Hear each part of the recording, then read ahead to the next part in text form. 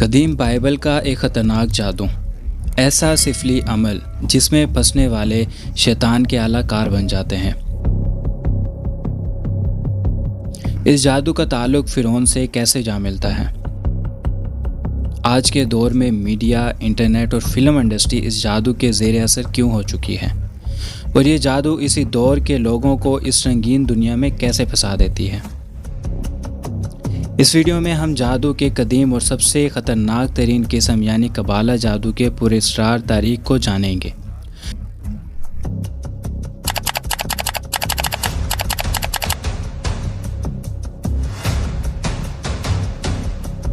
ہماری اس دنیا کے متوازی اور یکساں ایک اور دنیا بھی موجود ہے جہاں خیر اور شر کی جنگ مسلسل جاری ہے اور ہماری آنکھ اسے دیکھنے سے قاصر ہے۔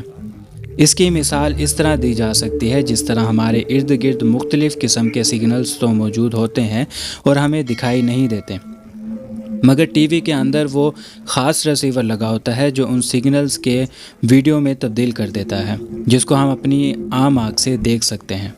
اس طرح ہمارے اندر اگر وہ صلاحیت پیدا ہو جائے تو ہم شیطان کی دنیا کو دیکھ سکتے ہیں کہ کس طرح ان کے اندر بھی ایک دنیا آباد ہے جسے قبالہ جادو کہتے ہیں۔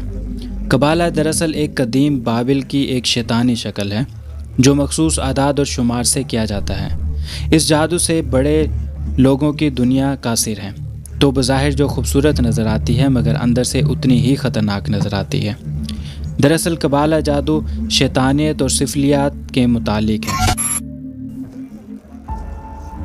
جس میں مختلف نشاور چیزوں اور جادوئی عملیات اور ہپنوٹزم کے ذریعے لوگوں کے دماغ اور سوچ کو کنٹرول کیا جاتا ہے۔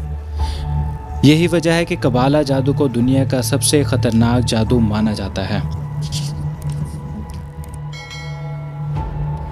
قبالہ جادو کی ابتدا بابل کی ہزاروں سال پرانی تہذیب سے ہوئی اور جادو کی اس قسم نے اتنی ترقی کی کہ آہستہ آہستہ یہ ایک خفیہ مذہب میں تبدیل ہو گئی اور وقت گزرنے کے بعد یہ ایک تہذیب کی شکل میں ڈھل گئی، جبکہ کچھ محققین کے مطابق بنی اسرائیل سے ہوئی تھی۔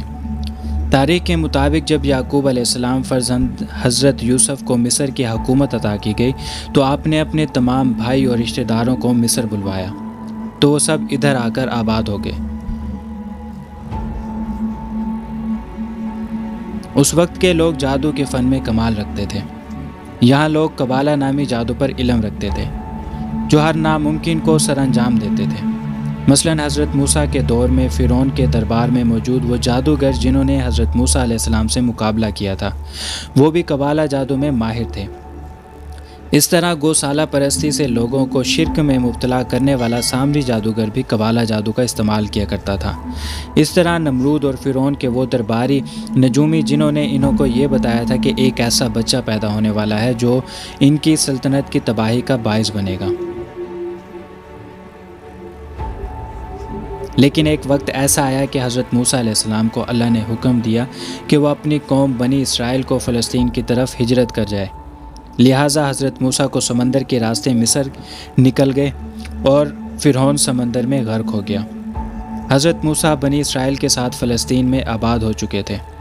بنی اسرائیل میں کئی برس گزارے تھے اور قوم فرعون میں رہے تھے اور ان کے اندر غرور و تکبر اور جادو کی وجہ سے دنیا پر حکمرانی کے حربے آ گئے تھے، اس لیے فلسطین آ کر رفتہ رفتہ سرکش اور نافرمان بن گئے اور مصری جادوگر لوگوں سے سیکھے گئے قبالہ عملیات کو اپنے مقاصد کے لیے استعمال کرنے لگے۔ بنی اسرائیل نے مصری جادوگر بھی اس سے بھی زیادہ مہارت حاصل کر لی تھی اور اپنے دشمن اور مخالف کو نقصان پہنچانے کے لیے استعمال کیا جاتا تھا، یہاں تک کہ حضرت سلیمان کا دور آیا۔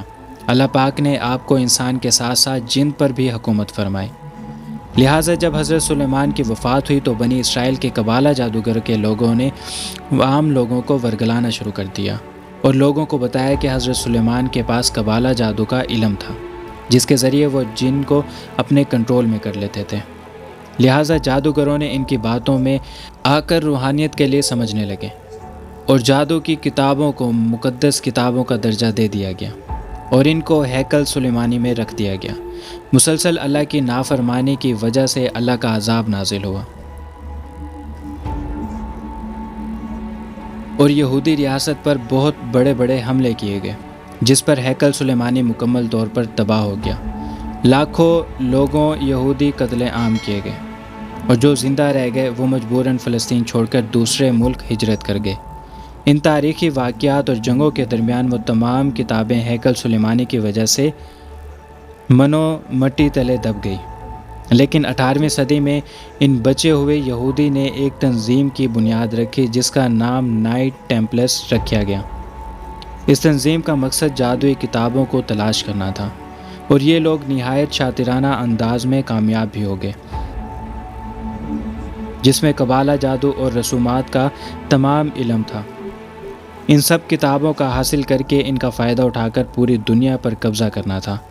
ये लोग ईसाइयों के साथ मिलकर जंग में भी शामिल होते रहे और इन्हीं का हिस्सा बनकर दुनिया पर हुक्मरानी का ख्वाब देखते रहे।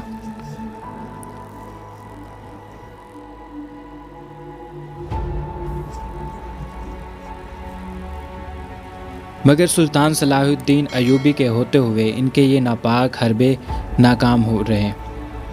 जब इन नाइट टेम्पल्स का यहूदी होने का ईसाइयों को पता चला तो इनको कत्ल करना शुरू कर दिया, जिसके बाद ये मजबूर होकर स्कॉटलैंड हिजरत कर गए और वहाँ जाकर आहिस्ता आहिस्ता पूरे बरतानिया तक फैला दिया। बहुत जल्द ये लोग दुनिया के तमाम मसाइल पर काबिज होना शुरू हो गए थे और जायदाद और तमाम वसाइल पर इनका कब्ज़ा हो गया। ये दुनिया भर के तरतीब याफ्ता और तजर्बाकार लोगों पर मुश्तमिल हो गई। इसका सरबराह ग्रैंड मास्टर होता है और इनके लिए ग्रैंड मास्टर का हुक्म खुदा का दर्जा रखता है। इसके दौर में सूद का आगाज़ हुआ और बैंक का आगाज़ हुआ। जदीद दौर की खुफिया तंजीम यानी इल्यूमिनाटी इन्हीं की शाखें हैं। कहा जाता है कि दुनिया की आबादी में से 1% इल्यूमिनाटी लोग हैं, जो दुनिया के अमीर लोग हैं, जो ख़ानदानों की नस्ल दर नस्ल शैतान की पूजा करते चले आ रहे हैं। ये लोग दुनिया के फाइनेंशियल सिस्टम और रिज़र्व बैंक के मालिक हैं, जो 80% वसाइल के मालिक हैं और जिनका मकसद शैतान को प्रमोट करना है। और इनका तरीक़ाकार ये है कि इनके अपनी फील्ड के मशहूर शख्सियत को एक हद तक दाखिल करते हैं और अपने लोगों को आवाम के अंदर मशहूर किया जाता है और वो लोगों के दिलों में घर कर जाते हैं।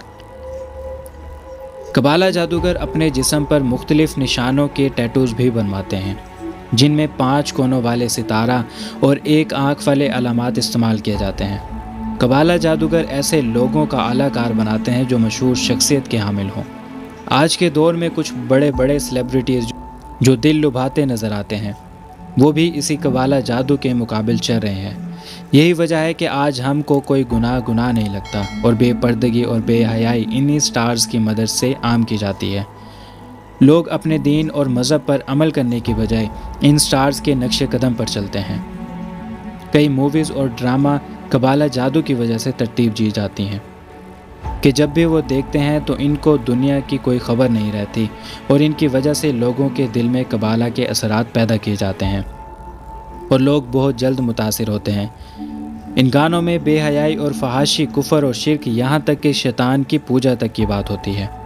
जो लोग 24 घंटे इसको सुनते हैं और इसके फंदे में गिरफ्तार हो जाते हैं। इसके अलावा सोशल मीडिया पर ऐसे मवाद मौजूद हैं जो रील और पोस्ट की शक्ल में मौजूद होते हैं, जिसका मकसद ही व्यूवर्स को खुदा से दूरी और शैतान और इसके पैरोकार के मज़ीद नज़दीक कर देना होता है। इन्हें अपनी ज़िंदगी पर गौर और फ़िक्र करने के बजाय घंटों फजूलियात और वक्त का ज़िया करवाना है कि गुनाहों के जाल में फंसा कर इस कदर मसरूफ़ करना है कि वह मौत और ज़िंदगी की तल्ख़ हकीकत को भूल जाएं। आज ये कबालिस्ट जो मीडिया पर भी पूरी तरह कंट्रोल रखते हैं, जो दुनिया में होने वाले हालात दिखाई देते हैं जिसे शैतान के पैरोकार हमें दिखाना चाहते हैं। आज हाल ये है कि इंसान तो हम परस्त बनकर कुरान और हदीस से दूर हो चुका है, जबकि शैतान के चालों और हरबे का हर हल कुरान मजीद में मौजूद है। लेकिन हर कमाल को एक ज़वाल ज़रूर है। बहुत जल्द ये शैतानी हरबा अपने इख्तिताम को पहुँचने वाले हैं।